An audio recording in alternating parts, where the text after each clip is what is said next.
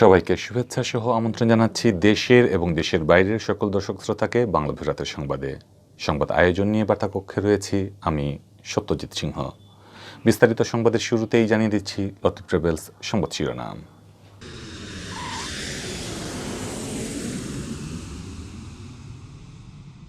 করোনার টিকা সংগ্রহের পাশাপাশি উদ্যোগ নেওয়া হয়েছে দেশে উৎপাদনের প্রযুক্তি হস্তান্তরের বিষয়ে উৎপাদনকারী প্রতিষ্ঠানের সাথে চলছে আলোচনা, জানালেন প্রধানমন্ত্রী। ব্যাটারি চালিত অবৈধ রিকশা আটক নিয়ে সিলেটে তুলকালাম। সিটি কর্পোরেশনের শ্রমিক কর্মচারীদের সাথে চালকদের ব্যাপক সংঘর্ষ। সিলেটে ৩ আসনের উপনির্বাচনের তফসিল ঘোষণা, ১৪ জুলাই ভোটগ্রহণ। এমসি কলেজে ছাত্রাবাসে গণধর্ষণের ঘটনায় দায়িত্ব অবহেলায় অধ্যক্ষ ও হোস্টেল সুপারের বিরুদ্ধে বিভাগীয় ব্যবস্থা নেওয়ার নির্দেশ হাইকোর্টের।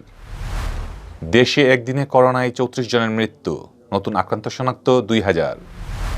সিলেটে ২ আসনের এমপি মুকাব্বির খানের বিরুদ্ধে সরকারি অর্থ লুপাট ও স্বাধীনতা বিরোধীদের সাথে আতাতের অভিযোগ, আপত্তিকর বক্তব্য প্রত্যাহার না করলে আন্দোলনের হুমকি আওয়ামী লীগের। সিলেট নগরীর জিন্দাবাজারে কাজী এসপারাগাস ফুড আইল্যান্ডে অভিযান, স্বাস্থ্যবিধি নিশ্চিতে সতর্ক করল ভ্রাম্যমাণ আদালত। সিলেটে বেড়েই চলেছে করোনা সংক্রমণ, একদিনে ১২১ জন আক্রান্ত শনাক্ত, ২ জনের মৃত্যু। সিলেটে নানা আয়োজনে বিশ্ব দুগ্ধ দিবস পালিত, স্বাস্থ্য রক্ষায় নিয়মিত দুধ পানের আহ্বান। শুনছিলেন সংবাদ শিরোনাম, এবারে বিস্তারিত। প্রধানমন্ত্রী শেখ হাসিনা বলেছেন, করোনা ভাইরাসের টিকা সংগ্রহের পাশাপাশি দেশে উৎপাদনেরও উদ্যোগ নেওয়া হয়েছে। এ লক্ষ্যে প্রযুক্তি হস্তান্তরের বিষয়ে বিভিন্ন দেশ ও উৎপাদনকারী প্রতিষ্ঠানের সঙ্গে আলোচনা চলছে। বুধবার জাতীয় সংসদে প্রশ্নোত্তর পর্বে সংরক্ষিত নারী আসনের সংসদ সদস্য বেগম মনিরা সুলতানের এক প্রশ্নের জবাবে তিনি একথা বলেন। স্পিকার ডক্টর শিরিন শারমিন চৌধুরীর সভাপতিত্বে অনুষ্ঠিত সংসদের বৈঠকে প্রশ্ন উত্তর পর্ব টেবিলে উত্থাপিত হয়। এর আগে প্রধানমন্ত্রী বলেন, বর্তমান সরকার করোনা মহামারী থেকে মানুষের স্বাস্থ্য সুরক্ষা নিশ্চিত করতে শুরু থেকেই বিভিন্ন গুরুত্বপূর্ণ পদক্ষেপ গ্রহণ করেছে। দেশব্যাপী ও অঞ্চলভিত্তিক লকডাউন কার্যকর সহ শিক্ষা প্রতিষ্ঠান বন্ধ ঘোষণা করা হয়। পাশাপাশি দরিদ্র মানুষকে ত্রাণ সহযোগিতা প্রদান সহ জীবিকা ও অর্থনীতি বাঁচাতে সরকার বিভিন্ন প্রণোদনামূলক ব্যবস্থা গ্রহণ করেছে। চিকিৎসক, নার্স সহ স্বাস্থ্যকর্মী, আইনশৃঙ্খলা রক্ষাকারী বাহিনী, প্রশাসন সহ করোনা মোকাবিলায় ফ্রন্টলাইনের যোদ্ধাদের জন্য সুরক্ষা সামগ্রী প্রদান, আর্থিক প্রণোদনা প্রদান, যথাসময়ে টেস্টিং কিট আমদানি এবং দেশের বিভিন্ন স্থানে ল্যাব স্থাপন সহ করোনা পরীক্ষার প্রয়োজনীয় ব্যবস্থা করায় ভাইরাসের বিস্তার রোধে দক্ষিণ এশিয়া সহ অনেক উন্নত দেশের চেয়ে বাংলাদেশ সক্ষমতার প্রমাণ দিয়েছে। তিনি বলেন, করোনা সংক্রমণ প্রতিরোধে বিশ্বের যেসব দেশ টিকাদান কার্যক্রম প্রথম দিকে শুরু করতে সক্ষম হয়, বাংলাদেশ তার অন্যতম। ভারতের সিরাম ইনস্টিটিউট হতে সংগৃহীত ও উপহার হিসেবে প্রাপ্ত মোট ১,২,০০,০০০ ডোজ ভ্যাকসিন দ্বারা করোনা টিকাদান কার্যক্রম চলমান রয়েছে। ১৮ মে পর্যন্ত দেশের ৪০ঊর্ধ্ব ও সম্মুখ সারির বিভিন্ন জনগোষ্ঠীকে মোট ৯৬,৪১,৩১২ ডোজ টিকা প্রদান করা হয়েছে। শেখ হাসিনা বলেন, ভারত থেকে টিকা সংগ্রহের কার্যক্রম অব্যাহত রয়েছে। বিকল্প উৎস হিসেবে চীন ও রাশিয়া থেকে টিকা সংগ্রহের উদ্যোগ নেওয়া হয়েছে। ইতোমধ্যে চীনের সিনোফার্ম থেকে টিকা ক্রয়ের বিষয়টি মন্ত্রিসভা কমিটিতে অনুমোদন করা হয়েছে। জুন, জুলাই ও আগস্ট প্রতি মাসে ৫০ লাখ করে টিকা চীন থেকে পাওয়া যাবে। চীন সরকারের কাছ থেকে কোভিড-১৯ ভ্যাকসিনের ৫ লাখ ডোজ উপহার হিসেবে পাওয়া গেছে। এসব ভ্যাকসিন প্রদানের কাজ ২৫ মে শুরু হয়েছে। অবৈধ ব্যাটারি চালিত রিকশা আটকের জের ধরে রিকশা চালকদের সাথে সিসি কর্মচারীদের সংঘর্ষে উত্তাল হয়ে উঠেছিল নগর ভবন এলাকা। এ সময় দুপক্ষের ধাওয়া পাল্টা ধাওয়ার পুরো বন্দরবাজার এলাকা হয়ে ওঠে রণক্ষেত্র। মুজাম্মেল হকের ক্যামেরায় হাসান মাহমুদ শামীমের রিপোর্ট। রুটিন কাজের অংশ হিসেবে নগরের শেখঘাট এলাকা থেকে ব্যাটারি চালিত কয়েকটি অবৈধ রিকশা জব্দ করেন সিসিকের কর্মকর্তারা। এরপর সেগুলো নিয়ে আসেন নগর ভবন চত্বরে।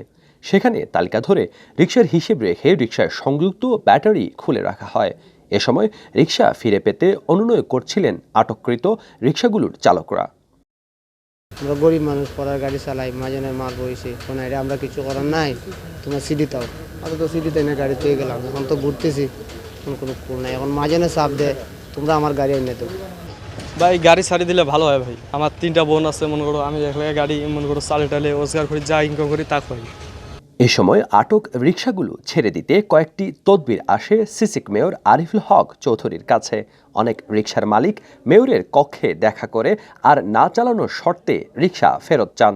তবে মেয়র তাদের সাফ জানিয়ে দেন এ ব্যাপারে তার কিছুই করার নেই। বাংলা ভিউয়ের সাথেও আলাপকালে অবৈধ রিকশার ব্যাপারে জিরো টলারেন্স নীতির কথা জানান মেয়র। এই যে রিক্সা ধরতেছে, একটা রিক্সার প্লেট নেই, একটা রিক্সার মালিকানা কাগজ নেই। এই যে ব্যাটারি চালাইতেছে, ব্যাটারিগুলো যখন নষ্ট হয়ে যায় এই সব থেকে ক্যান্সার পরিণত হয়। এরপরে আমাদের ব্যাটারি চার্জ দেয়, এটাও বুঙ্গা চার্জ দিতেছে, আমাদের সিস্টেম লস হচ্ছে। তো এতগুলো তো আপনি শক্ত হাতে সবাই মিলে, হ্যাঁ এরা অল্টারনেটিভ। এবং দেখেন প্রতিবন্ধীরা ঠ্যাংয়ের উপর ঠ্যাং তুলিয়া ওই উপরে, এটা কি একটা বিশ্রী একটা শহরের ভিতরে পা তুলে গেছে এবং এদের কন্ট্রোল থাকে না। তো তারা গাড়ির সঙ্গে কম্পিটিশন লাগাই দেয়। এরপর যখন উল্টে তখন গিয়ে, কালকেই তো আমি একটা অ্যাক্সিডেন্ট হয়েছে, আসে উল্টিয়া পড়ে গেছে। রিকশা ফেরত পেতে এ সময় কয়েকজন রিকশা চালক নগর ভবনের সামনের কামরান চত্বরে জড়ো হয়ে মেয়র বিরোধী স্লোগান দিতে থাকেন। এ সময় দুপক্ষের মধ্যে উত্তেজনা বিরাজ করলে পরিস্থিতি শান্ত করতে বন্দরবাজার পুলিশ ফাঁড়ির একটি দল ঘটনাস্থলে হাজির হয়। লাগিয়ে দেওয়া হয় নগর ভবনের মূল ফটক।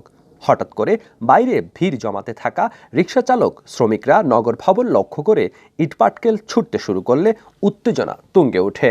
এ সময় নগর ভবনের ভেতরে থাকা কর্মচারীরা নিজেদের রক্ষায় মূল ফটকে আশ্রয় নেন এবং পাল্টা ইটপাটকেল ছুটতে থাকেন। শ্রমিকদের ইটের আঘাতে ফেটে যায় সিসিকের ময়লা পরিবহনকারী গাড়ির গ্লাস, আহত হন অনেকেই। আমরা গেটও মুখো তখন আমরা গাড়ি একটা অভিযোগ গাড়ি বাড়ি দিয়েছি, তারা গাড়ির উপরে হামলা করছে। হামলা তো পুলিশে আমরা গাড়ি সেফরাত আছে, আমরা উপরে তারা আমার উল্টা গাড়িটা আরম্ভ করছে। এটা মারতেও আমরা মানে আমরা আহত হয়েছে, কয়েকজন অবস্থা মানে খুব দ্রুত আহত হয়েছে। আমার লোকের মেয়রে আসতে মেয়রে মারা করছিল, তারা হাত করে হাত পাকতাম। এটা ধারাবাহিক অভিযানের অংশ হিসাবে আমরা গত কয়েকদিন থেকে এই অভিযান আমরা পরিচালনা করে আসছি। মাননীয় মেয়র মহোদয় এবং ঊর্ধ্বতন কর্তৃপক্ষ নির্দেশক্রমে আমরা এই অভিযান পরিচালনা করে আসছি।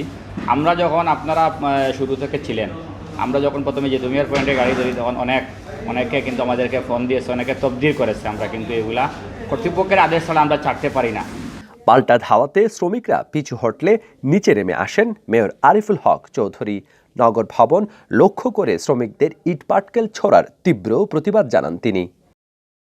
আমাদেরকে জানতে হবে, অবৈধ রিক্সা ধরা হয়েছে, অবৈধ প্লেট, এরা আমাদের শহরেরও না, এরা সমস্ত শহরকে একটা জিম্মি পর্যায়ে করেছে।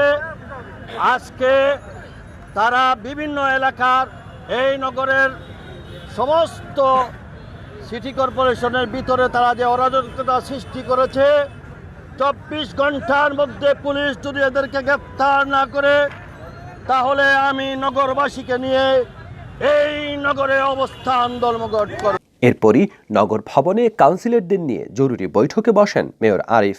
সে বৈঠকে নগরে অবৈধ ব্যাটারি চালিত রিকশা জব্দের প্রক্রিয়া অব্যাহত থাকবে বলেও সিদ্ধান্ত নেওয়া হয়। হাসান মোহাম্মদ শামীম, বাংলা ভিউ, সিলেট। সিলেটে 3 আসনের উপনির্বাচনের তারিখ ঘোষণা করা হয়েছে। আগামী 14 জুলাই অনুষ্ঠিত হবে মাহমুদুস সামাদ চৌধুরীর মৃত্যুতে শূন্য হওয়া আসনটিতে। বুধবার রাজধানীর নির্বাচন ভবনে তফসিল ঘোষণা করেন নির্বাচন কমিশনের সিনিয়র সচিব মোহাম্মদ হুমায়ুন কবির খন্দকার। ঘোষিত তফসিল অনুযায়ী সিলেটে 3 আসনের মনোনয়নপত্র জমা দেওয়ার শেষ দিন 15 জুন, বাছাই হবে 17 জুন, আর মনোনয়নপত্র প্রত্যাহারের শেষ দিন 23 জুন বুধবার। করোনা ভাইরাসে আক্রান্ত হয়ে গত 11 মার্চ ঢাকার একটি হাসপাতালে মারা যান সিলেটের 3 আসনের সংসদ সদস্য ও জেলা আওয়ামী লীগের সহসভাপতি মাহমুদুস সামাদ চৌধুরী।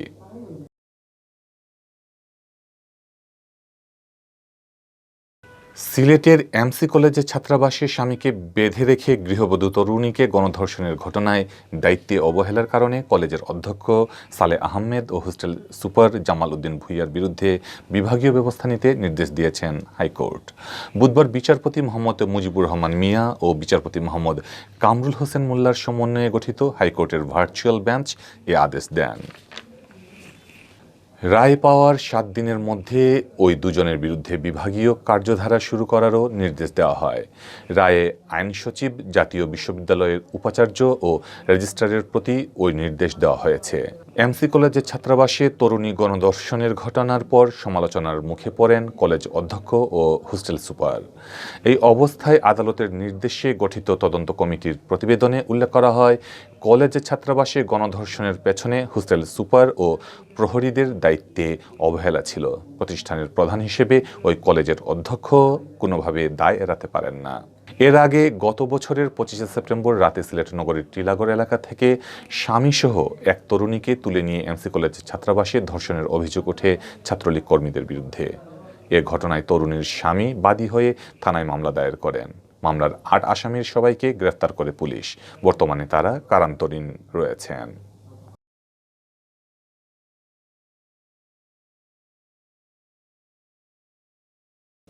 দেশে গেল 24 ঘন্টায় করোনা ভাইরাসে আক্রান্ত আরও 34 জনের মৃত্যু হয়েছে। এ নিয়ে ভাইরাসটিতে মৃতের সংখ্যা দাঁড়িয়েছে 12,694 জনে। এ সময়ে নতুন করে করোনা আক্রান্ত হিসেবে শনাক্ত হয়েছেন 1,988 জন। এতে মোট শনাক্তের সংখ্যা বেড়ে দাঁড়ালো 8,04,293 জনে। এর আগের 24 ঘন্টায় করোনা আক্রান্ত হিসেবে শনাক্ত হয়েছিলেন 1,765 জন। বুধবার স্বাস্থ্য অধিদপ্তর থেকে পাঠানো করোনা বিষয়ক নিয়মিত সংবাদ বিজ্ঞপ্তিতে এ তথ্য জানানো হয়। বিজ্ঞপ্তিতে বলা হয়েছে, গেল 24 ঘন্টায় করোনামুক্ত হয়েছেন 1,914 জন। আর এ পর্যন্ত মোট সুস্থ হয়েছেন 7,44,065 জন। গেল 24 ঘন্টায় 20,390 জনের নমুনা সংগ্রহ করা হয়েছে। আর পরীক্ষা করা হয়েছে 20,259টি। নমুনা পরীক্ষার তুলনায় শনাক্তের হার 9.81%। দেশে এ পর্যন্ত মোট নমুনা পরীক্ষা করা হয়েছে 59,86,022টি। মোট পরীক্ষার তুলনায় শনাক্তের হার 13.44%। গত 24 ঘন্টায় মারা যাওয়া 34 জনের মধ্যে ঢাকা বিভাগের 11 জন, এছাড়া চট্টগ্রামে 5, রাজশাহীতে 5, খুলনায় 5, বরিশালে 2, সিলেটে 3 এবং রংপুরে 3 জন মারা গেছেন। 24 ঘন্টায় মারা যাওয়াদের মধ্যে 21 জন পুরুষ এবং নারী 13 জন। এদের সবাই হাসপাতালে মারা গেছেন। এ পর্যন্ত ভাইরাসটিতে মোট মারা যাওয়া 12,694 জনের মধ্যে পুরুষ 9,160 জন এবং নারী 3,534 জন। গত বছরের 8ই মার্চ দেশে প্রথম 3 জনের দেহে করোনা ভাইরাস শনাক্ত হয়। এর 10 দিন পর 18ই মার্চ দেশে এ ভাইরাসে আক্রান্ত প্রথম একজনের মৃত্যু হয়।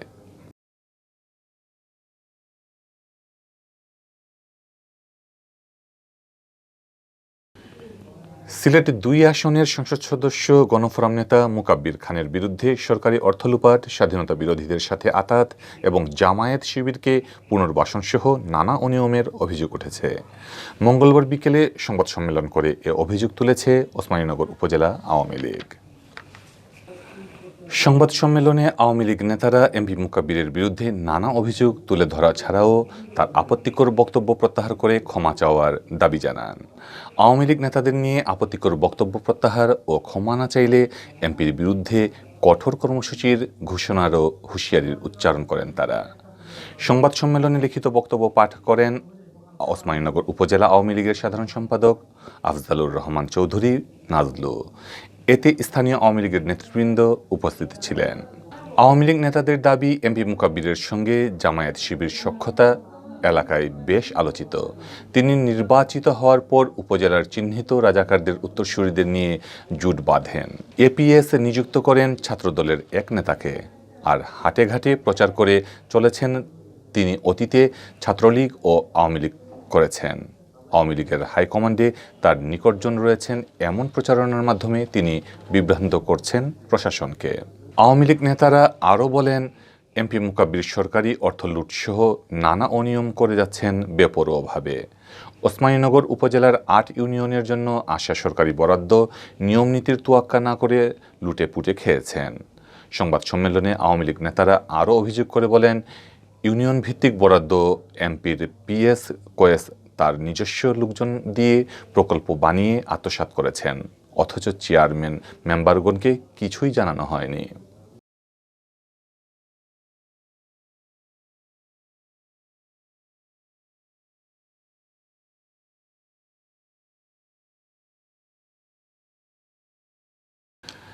সিলেট নগরীর পূর্ব জিন্দাবাজারস্থ কাজী এসপারাগাস ফুড আইল্যান্ডে অভিযান চালিয়েছে জেলা প্রশাসনের ভ্রাম্যমাণ আদালত। এ সময় বিভিন্ন দোকানে করোনাকালীন স্বাস্থ্যবিধি লঙ্ঘনের দায়ে সতর্ক করে দেন নির্বাহী ম্যাজিস্ট্রেট। জেলা প্রশাসক কার্যালয়ের নির্বাহী ম্যাজিস্ট্রেট মোহাম্মদ মেজবা উদ্দিনের নেতৃত্বে বুধবার বিকেল 4টার দিকে এ অভিযান চালানো হয়। অভিযানকালে কোনো দোকানকে জরিমানা করা হয়নি, তবে খাবার পরিবেশনকালে স্টাফদের মুখে মাস্ক না থাকা এবং শারীরিক দূরত্ব বজায় না থাকায় এসপারাগাসের বিভিন্ন দোকানের মালিক ও কর্মচারীদের সতর্ক করে দেন ভ্রাম্যমাণ আদালত। এ বিষয়ে জেলা প্রশাসক কার্যালয়ের নির্বাহী ম্যাজিস্ট্রেট মোহাম্মদ মেজবা উদ্দিন বলেন, নিয়মিত অভিযানের অংশ হিসেবে কাজী এসপারাগাস ফুড আইল্যান্ডে এসে দেখা গেছে বিভিন্ন দোকানে খাবার পরিবেশনকালে স্টাফদের মুখে মাস্ক নেই। প্রাথমিক পর্যায়ে তাদের জরিমানার আওতায় না নিয়ে কঠোরভাবে সতর্ক করে দেওয়া হয়েছে। পরবর্তীতে এমনভাবে করোনাকালীন স্বাস্থ্যবিধি লঙ্ঘন করলে আইনানুগ ব্যবস্থা গ্রহণ করা হবে। দেখেছি আসলে তাদের 50% কাস্টমার বসে খেতে পারবে সেই ব্যবস্থাটা দেখলাম যে এখানে আসলে কম্পারেটিভলি ভিড় কম ছিল, গ্যাদারিং কম ছিল। তবে মাস্কের ব্যাপারে যেটা হলো যে সমস্ত স্টাফের আমরা মাস্ক 100% পাইনি। তো আমরা সেটা তাদেরকে শক্ত ওয়ার্নিং দিয়ে গেলাম যাতে সমস্ত staff first floor second floor সমস্ত স্টাফ যারা আছে তারা যাতে মাস্কটা ঠিকমতো পরে। সিলেট বিভাগে প্রতিনিয়ত বাড়ছে করোনা ভাইরাসে আক্রান্তের সংখ্যা, সেই সাথে বাড়ছে প্রাণহানি। মহামারী করোনায় আক্রান্ত হয়ে একদিনে আরও 2 জনের মৃত্যু হয়েছে, সেই সাথে আক্রান্ত শনাক্ত হয়েছেন 121 জন, আর একই সময়ে চিকিৎসা নিয়ে সুস্থ হয়েছেন 82 জন। বুধবার স্বাস্থ্য অধিদপ্তরের সিলেট বিভাগীয় পরিচালক ডক্টর সুলতানা রাজিয়া স্বাক্ষরিত এক প্রতিবেদনে এ তথ্য জানানো হয়। প্রতিবেদনে উল্লেখ করা হয়, গেল 24 ঘন্টায় সিলেটের 4টি ল্যাবে নমুনা পরীক্ষায় 121 জন করোনা আক্রান্ত শনাক্ত হন। এর মধ্যে সিলেট জেলায় 87 জন, সুনামগঞ্জের 3 জন, হবিগঞ্জের 4 জন, মৌলভীবাজারের 14 জন ও সিলেট ওসমানী মেডিকেল কলেজ হাসপাতালে আরও 13 জনের করোনা আক্রান্ত শনাক্ত হয়। নতুন এই 121 জন সহ সিলেট বিভাগে করোনা প্রমাণিত রোগীর সংখ্যা দাঁড়িয়েছে 22,817 জন। এর মধ্যে শুধুমাত্র সিলেট জেলায় আক্রান্ত হয়েছেন 14,976 জন। এছাড়া সুনামগঞ্জে 2,824 জন, হবিগঞ্জে 2,508 জন ও মৌলভীবাজারে 2,509 জনের করোনায় আক্রান্ত শনাক্ত হয়েছে। গেল 24 ঘন্টায় সুস্থ হয়েছেন 82 জন, এর মধ্যে 76 জন সিলেটের বাসিন্দা। এছাড়া সুনামগঞ্জে 2 জন ও মৌলভীবাজারে আরও 4 জন সুস্থ হয়েছেন। এ নিয়ে সুস্থ হওয়ার সংখ্যা দাঁড়ালো 21,396 জন। এর মধ্যে সিলেট জেলার 14,258 জন। এছাড়া এখন পর্যন্ত সুনামগঞ্জে 2,730 জন, হবিগঞ্জে 2,072 জন ও মৌলভীবাজারে 2,336 জন সুস্থ হয়েছেন। গেল 24 ঘন্টায় সিলেট বিভাগের বিভিন্ন হাসপাতালে ভর্তি হয়েছেন 20 জন করোনা আক্রান্ত রোগী। এর মধ্যে সিলেটে 11 জন, সুনামগঞ্জে 5 জন, মৌলভীবাজারে আরও 4 জন রয়েছেন। সব মিলিয়ে সিলেট বিভাগের বিভিন্ন হাসপাতালে চিকিৎসাধীন রয়েছেন 236 জন। এর মধ্যে সিলেট জেলায় 214 জন, সুনামগঞ্জে 2 জন, হবিগঞ্জে 10 জন, মৌলভীবাজারে আরও 10 জন। গত 24 ঘন্টায় সিলেট বিভাগে করোনায় 2 জনের মৃত্যু হয়েছে, এরা সিলেট জেলার বাসিন্দা। এ পর্যন্ত সিলেট বিভাগে করোনায় মৃতের সংখ্যা বেড়ে দাঁড়ালো 411 জনে। এর মধ্যে সিলেট জেলার 333 জন, সুনামগঞ্জে 30 জন, হবিগঞ্জে 18 জন ও মৌলভীবাজারের 30 জন রয়েছেন। প্রতিদিন 1 গ্লাস দুধ পান করুন, রোগ প্রতিরোধ ক্ষমতা বৃদ্ধি করুন। এই স্লোগানকে সামনে রেখে সিলেটে বিশ্ব দুগ্ধ দিবস পালিত হয়েছে। মঙ্গলবার সকালে সিলেট খাদিমনগরের শেখ রাসেল শিশু প্রশিক্ষণ ও পুনর্বাসন কেন্দ্রে দিবসটি উপলক্ষে দিনব্যাপী অনুষ্ঠানের আয়োজন করা হয়। এর আগে সিলেট জেলা প্রাণী সম্পদ অধিদপ্তরের আয়োজনে প্রাণী সম্পদ ও ডেইরি উন্নয়ন প্রকল্পের সহযোগিতায় দুধ পান কর্মসূচি পালন করা হয়। দিবসটি উপলক্ষে আয়োজিত সিলেট জেলা প্রাণী সম্পদ কর্মকর্তা ডক্টর মোহাম্মদ রুস্তম আলীর সভাপতিত্বে অনুষ্ঠিত ভার্চুয়াল সভায় প্রধান অতিথি হিসেবে উপস্থিত ছিলেন সিলেটের জেলা প্রশাসক এম কাজী এমদাদুল ইসলাম। বিশেষ অতিথি হিসেবে উপস্থিত ছিলেন সিলেট জেলা মৎস্য কর্মকর্তা মোহাম্মদ আবুল কালাম আজাদ। ভার্চুয়াল সভা শেষে অনুষ্ঠিত হয় আলোচনা সভা। মোহাম্মদ রুস্তম আলীর সভাপতিত্বে ও সহকারী প্রাণী সম্পদ কর্মকর্তা ডক্টর মোহাম্মদ শহীদুল ইসলামের সঞ্চালনায় সভায় প্রধান অতিথির বক্তব্য রাখেন সিলেটের স্থানীয় সরকার বিভাগের উপপরিচালক মোহাম্মদ মামুনুর রশিদ। বিশেষ অতিথির বক্তব্য রাখেন জেলা মৎস্য অফিসার আবুল কালাম আজাদ, জেলা দুগ্ধ খামারের উপপরিচালক কৃষিবিদ শহীদুল ইসলাম ও সিলেটের সমাজসেবা অধিদপ্তরের উপপরিচালক নিবাস চন্দ্র দাস। আলোচনা শেষে উপস্থিত শিশুদের মাঝে প্যাকেটজাত দুধ ও টি শার্ট বিতরণ করা হয়। এছাড়া দুপুরে মেহনতি ও কর্মজীবী মানুষের মাঝে টি শার্ট বিতরণ ও দুগ্ধপান করানো হয়। পরে নগরের বিভিন্ন সড়ক প্রদক্ষিণ করে জারি ও বাউল গানের মাধ্যমে দুধ পান করা বিষয়ক সচেতনতামূলক অনুষ্ঠান প্রচার করা হয়। দুধের উৎপাদন যত বৃদ্ধি পাবে তত অন্যান্য কোমল পানীয়ের ব্যবহারটা বিভিন্ন কেমিক্যালযুক্ত জুস যে আমাদের ছোট ছোট ছেলেমেয়েরা পান করে এগুলোর প্রতি আসক্ত যেমন কমে যাবে, ফলে তাদের স্বাস্থ্যের উন্নতিটা বৃদ্ধি পাবে নিঃসন্দেহে। সুপ্রিয় দর্শক শ্রোতা, এতক্ষণ দেখছিলেন বাংলাভিউ রাতের সংবাদ। কিছুক্ষণ পর শুনুন সিলেটের আঞ্চলিক ভাষায় রাতের সংবাদ। দেখার আমন্ত্রণ জানিয়ে বিদায় নিচ্ছি। সাথে থাকার জন্য ধন্যবাদ।